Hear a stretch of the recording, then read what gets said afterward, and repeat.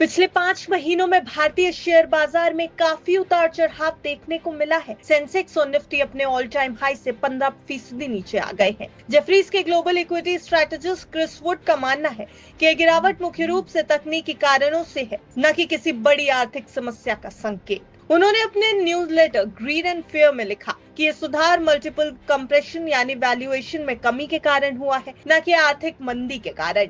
इस गिरावट का सबसे ज्यादा असर मिड कैप और स्मॉल कैप शेयरों पर देखने को मिला। ये शेयर निफ्टी जैसे बड़े इंडेक्स की तुलना में कहीं ज्यादा तेजी से गिर गए हैं। इस गिरावट में स्मॉल कैप और माइक्रो कैप इंडेक्स अपने टॉप से 25% तक गिर चुके हैं।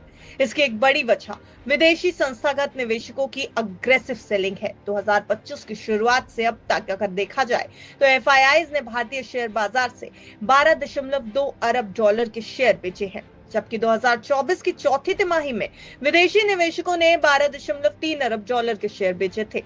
1996 की अगर बात करें तो निफ्टी की शुरुआत के बाद से निफ्टी के लिए गिरावट का यह सबसे लंबा दौर।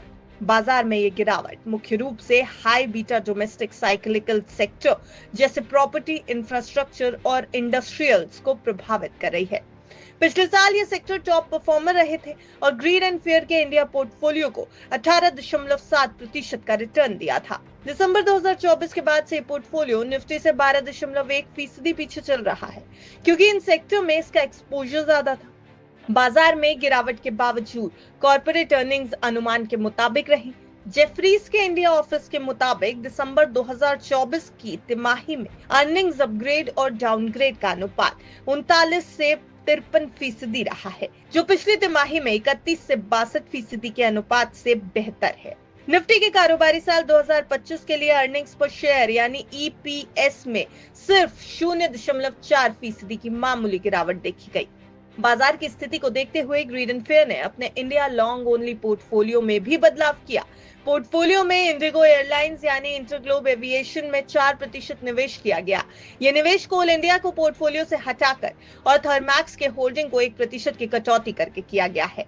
तो कुल मिलाकर भारतीय शेयर बाजार हाल ही में काफी दबाव में रहा, लेकिन ये क्रिस वुड के अनुसार गिरावट फंडामेंटल से ज्यादा तकनीकी है। इसका मतलब है कि बाजार करेक्ट हो रहा है, न कि किसी आर्थिक स्थिति में दिक्कत से टूट रहा है। निवेशकों की नजर अब इस पर रहेगी कि बाजार आखिर कब स्थिर होता है और विदेशी निवेशकों की बिकवाली आखिर कब थमती है। ये पूरी रिपोर्ट सिर्फ और सिर्फ आपकी जानकारी के लिए तैयार की गई है।